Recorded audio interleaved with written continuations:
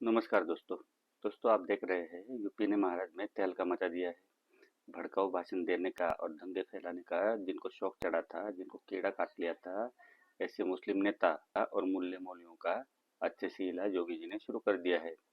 एक तारिक रजा साहब है, जिनको ये कीड़ा कुछ ज्यादा ही काट लिया था। उसने भड़काऊ भाषण देके प्रचार करके और अपने जमूरों को साथ लेके बरेली में हिंसा भड़काने की कोशिश की थी। कोशिश क्या की थी, उसने दंगा भड़का ही दिया था। इस काम के लिए बाहर से कुछ लोगों को और गुंडों को बुलवा लिया था। उन्हें खासकर हिंसा करने के लिए और हिंसा की शुरुआत करने के लिए ही बुलाया गया था। और ये बात अब कंफर्म हो चुकी है। हाजियापुर में लोगों को तमंचे चाकू बांटे जाने की भी खबर कंफर्म है। दोस्तों, इन बलवाइयों ने पुलिस पर भी गोलियां चला दी थी, आगजनी की, तोड़फोड़ की। अब इनकी इनिंग खत्म हुई। अब यूपी पुलिस की बैटिंग शुरू हो गई है। पुलिस ने 100 के करीब लोगों को पकड़ लिया है और लगभग 1,500 से 2,000 लोगों को चिन्हित किया गया है। जिन लोगों को पकड़ा गया है उनकी तरीके से खातिरदारी भी की गई है।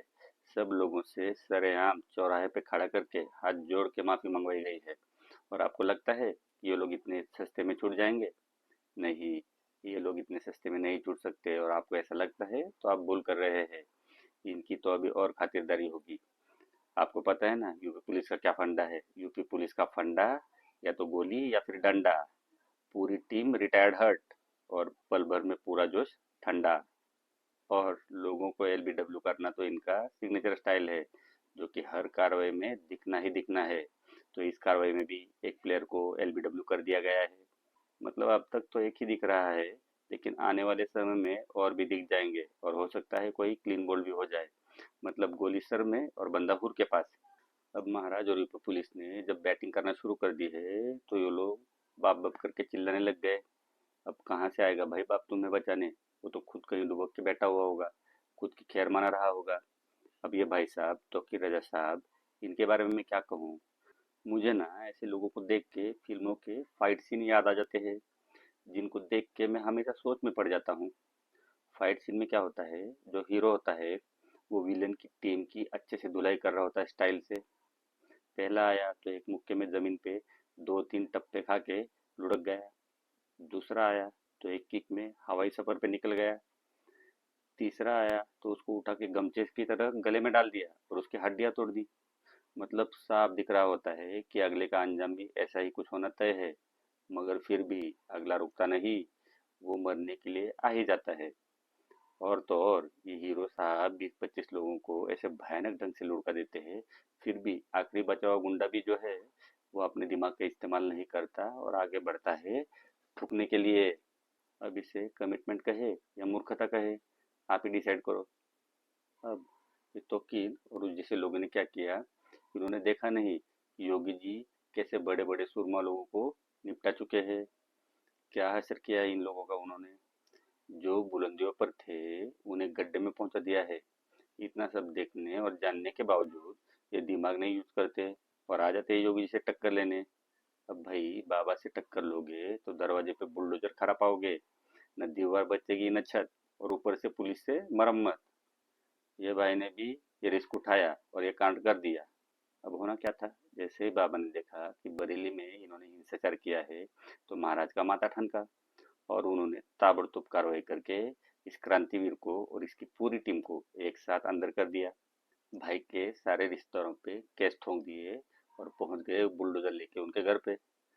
अब तक 200 करोड़ की प्रॉपर्टी, जिसमें इन साहब के 40 के करीब दुकान भी है और इनके कई रिश्तेदारों की और इनकी खुद की प्रॉपर्टियां भी है, वो सब इस कार्रवाई की भेंट चढ़ चुकी है।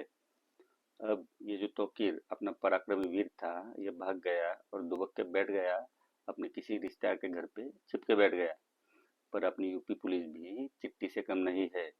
वो आपने रोबोट फिल्म देखा होगा, उसमें एक सीन होता है जिसमें हीरोइन को एक मच्छर काटता है, तो अपना हीरो चिट्टी उस मच्छर को ढूंढ निकालता है और उसको लेके आता है वापस।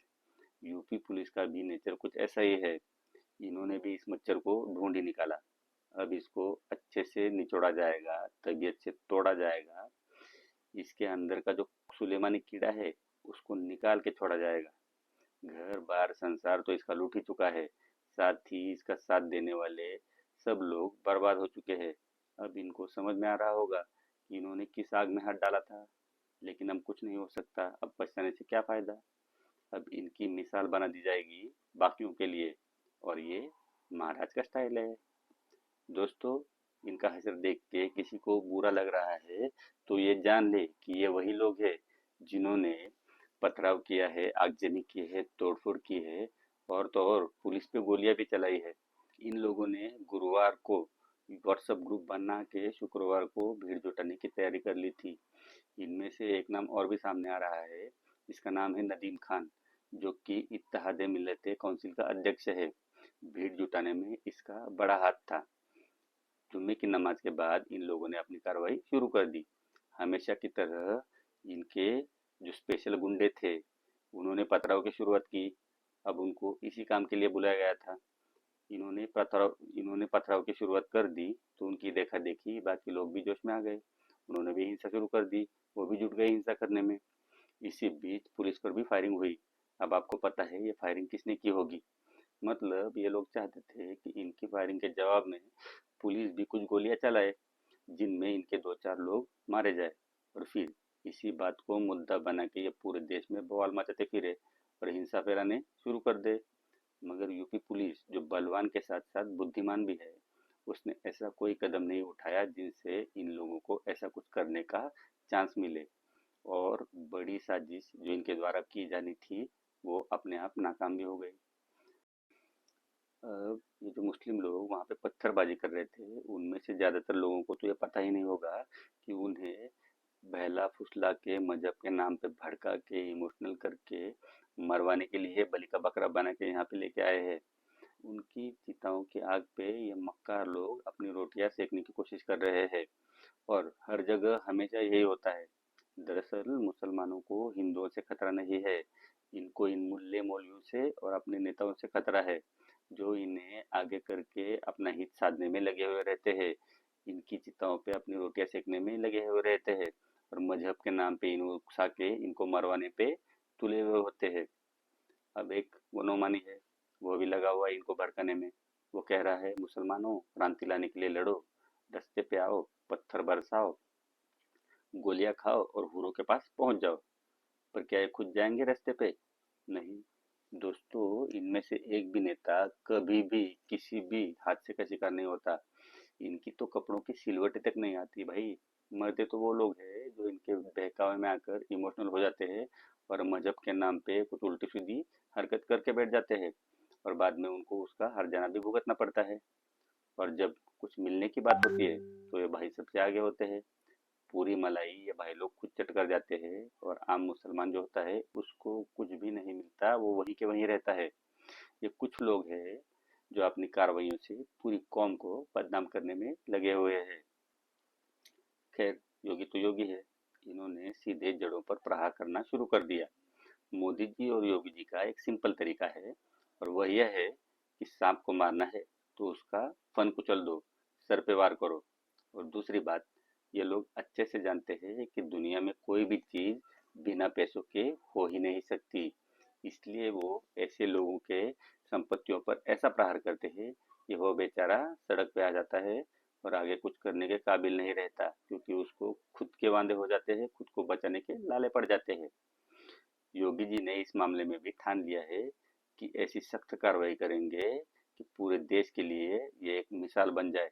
क्योंकि आम मुसलमान को कोई भी, चाहे मोदी हो, योगी हो, हिमंता हो, या कोई और हो, इनमें से कोई भी नहीं चाहता कि वो आम मुसलमान जो शांति से रहना चाहता है उसे कोई भी तकलीफ पहुंचे।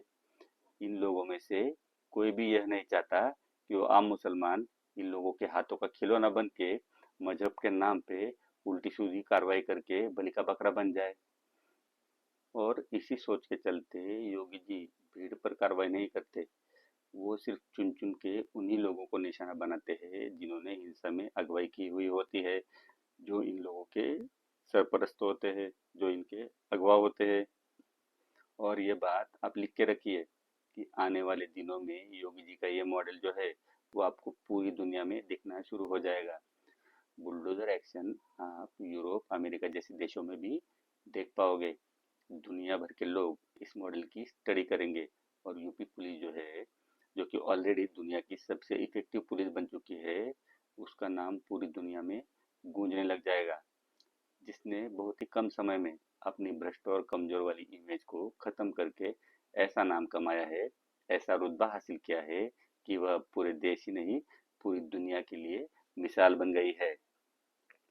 इनकी धाक ऐसी है कि इनका नाम सुनते ही गुनहगारों की आगे से गीली और पीछे से पीली हो जाती है। इनकी जितनी भी तारीफ करे उतनी कम है दोस्तों। दोस्तों, अब जाते जाते योगी जी का एक और बड़ा काम आपको याद दिलाना चाहता हूँ। दोस्तों, अभी कुछ ही दिनों पहले महाराज ने यूपी में एक नया नियम लगाया है, नया कानून शुरू कर दिया है, और वो ये है कि अब से किसी भी सरकारी दस्तावेज पे जाति वाला कॉलम नहीं होगा। न किसी फॉर्म पे, न किसी कागज पे, न कहीं पे आपको जाति लिखने की जरूरत नहीं है। दोस्तों, ये ऐसा क्रांतिकारी कदम है जो बहुत पहले उठाया जाना चाहिए था, लेकिन भ्रष्ट कांग्रेसी चाहते ही नहीं थे कि जाति पाति खत्म हो। वो तो इनकी वोटों की राजनीति करके, समाज का बंटवारा करके खुद का आसन पक्का करना चाहते थे। अब दोस्तों, अगर ये कानून पूरे देश में लागू हो जाता है, तो आप सोचिए कि आपको अपनी जाति का कहीं पे भी उल्लेख नहीं करना है, तो धीरे धीरे अपने आप ये जातिवाद जो है वो खत्म होता जाएगा, और सब लोग एक साथ हिंदू धर्म के लोग बन के रह पाएंगे, और ये बिना वजह के जो झगड़े होते हैं जाति के नाम पे, वो भी बंद हो जाएंगे। इसके फायदे आपको बहुत जल्द दिखाई देंगे, और ये कदम योगी सरकार का सबसे अहम और सबसे क्रांतिकारी फैसला माना जाएगा, जिसके लिए शताब्दियों तक उन्हें याद किया जाएगा। तो इसी बात पे योगी जी को लाख लाख धन्यवाद देके आपसे विदा लेते हैं। जय हिंद, जय श्री राम।